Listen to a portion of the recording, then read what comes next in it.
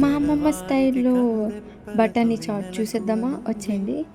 First అయితే బఠానీ ఒక 8 విజిల్స్ కుక్ చేసుకోవాలనమాట. అంటే నానబెట్టిన బఠానీ, వైట్ బఠానీ మాత్రమే.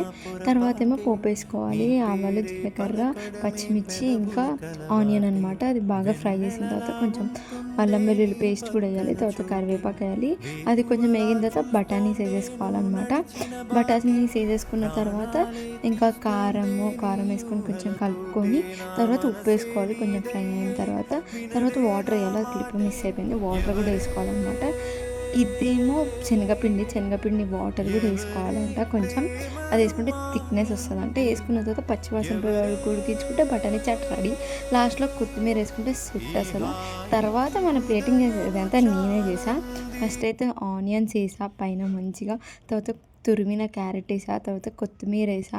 ఇదంతా తర్వాత బజ్జీ కూడా వేసా. బజ్జీతో ఏం బాగుంటుంది అనుకున్నా చాలా బాగుంది. ఈ వీడియోకి ఇంతకే మరి బాయ్.